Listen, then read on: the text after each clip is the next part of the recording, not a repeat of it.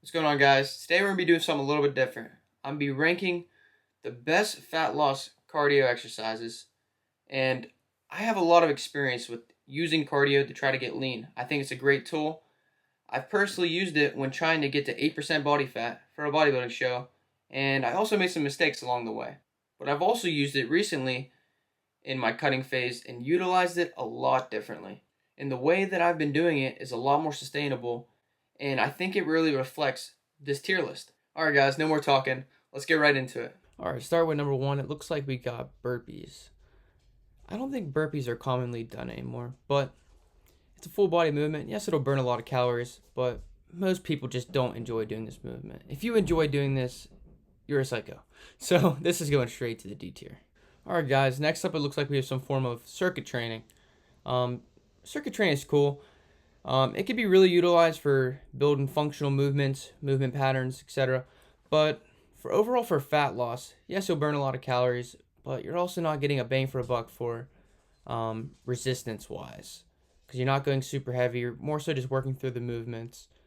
You'd be much better off just doing your resistance training, the best thing you could do for fat loss, and then doing cardio separately. So that's just why I put it at the C tier. Alright, guys, next up is the one I utilize the most. I love this one. It's the elliptical. It's almost like you're running on water. It's by far one of the best forms of cardio.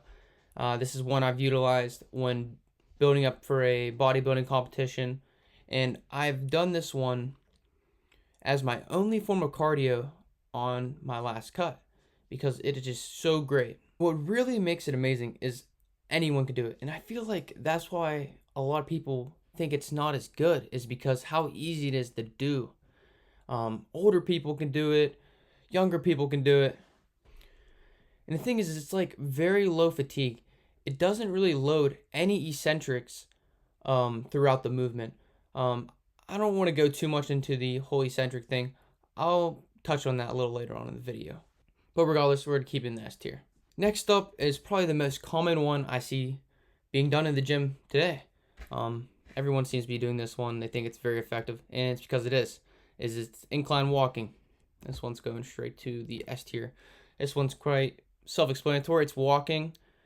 Same as the last one. It's not very low impact, especially because you're moving uphill. It's actually quite the opposite. If you're walking downhill, it's going to have a lot more eccentric loading. But yeah, so we're going to keep that one in the S tier. Next up, we have cycling.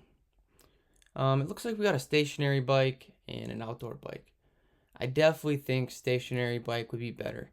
Even the Recumberin bike, one where you're sitting all the way back, it looks like it's lazy, but it's great. It's very low impact. You can do it almost every day. So yes, you're only moving your legs. You're not burning as many calories, but it is still a great form of exercise. And that's why it's going to end up in the S tier for me. Next up is one I really enjoy, and I guess it's more of a thing that a lot of kids do. I've also seen adults really enjoy jump roping. It's fun. But what this one lacks a little bit is what I was talking about earlier, is the eccentric loading. And what this is when your muscles are being loaded throughout the lengthening phase, okay? So for example, when you're jumping up, you have to resist your force coming down. When you're coming back down, your feet hit the ground, and then you have to resist that before you bounce back up. But with jump roping, it's very minimal. There's very little eccentric. It is there, but it's not quite like the next one that's coming up. For me, I think jump roping will go in the B tier. Next up, we got running. I feel like if someone says you want to lose fat and you don't know what you're talking about, it's a very common one that they'll recommend you go out and run. If you're out of shape, do not do this. Do not go out and run. If you're overweight, this could put a lot of stress on your joints. And this is even for people who are in good shape. It's not very good paired with resistance training because this one has a lot of eccentric loading. You're bouncing one from one foot to the other, and because of this bouncing from one foot to the other, it takes perfect form to not build up fatigue. A lot of people do like it though, and find a lot of enjoyment out of running. But for fat loss, I'm going to throw it in the C tier. The main reason I'm throwing this one in the C tier is because I think Out of all of these exercises, this is the one that you could do the least days out of the week. Next up, we got sports. Sports are a lot of fun, so this can get a lot of people who don't like to exercise to actually get their body moving, which I love. But it's kind of similar to running. There's a lot of running, a lot of change of direction. For fat loss, for those reasons, going to C tier as well. Next up, we got the Stairmaster. And it's quite funny because there's a girl in the image. I think it's very common for girls to, post, oh, I'm doing the Stairmaster for an hour. It looks great.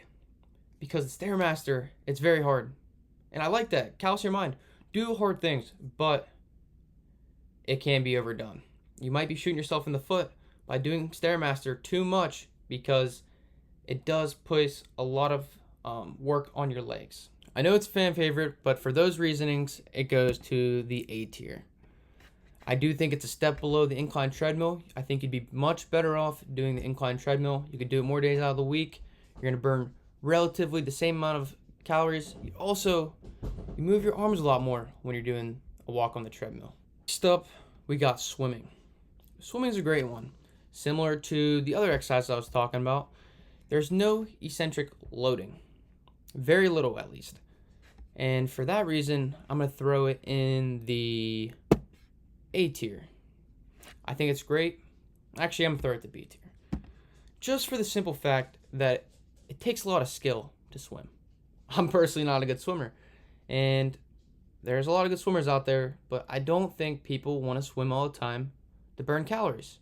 I think it's more of swimming to become a better swimmer, not to lose fat. I don't know. I just don't think it's the best way to burn calories. And last on the tier list, we got walking. Seriously, walking. This burns like no calories.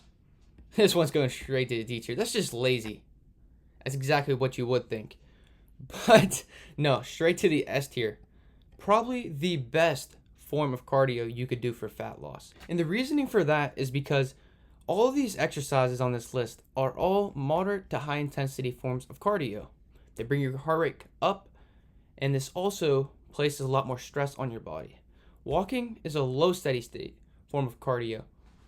So when you're walking, you could pair this on top of all these exercises, and that's why it's so versatile, is you could do one of these exercises, and if you want to burn more calories throughout the day, just go for a walk. It's not really going to throw any extra fatigue on your body, and you're going to burn a bunch of fat off your body. And this one is so versatile. You could do it anywhere. You could do it at the gym. You could do it at home. You could do it on a stepper. They make steppers nowadays you could put in your house. It's so easy. The options are endless. Maybe you may not be getting the best cardiovascular workout. You might not be improving your VO2 max walking.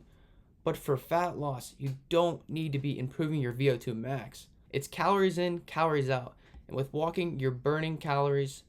So I think it's the best one. Alright guys, I just wanted to wrap up this video by making the point that you could use any of these exercises to lose fat. They are all very effective. Pick the one that you like and just be consistent. That's what it takes. And make sure to let me know down in the comments if you agree where I place these exercises or if you disagree. I'll see you guys in the next one. Peace.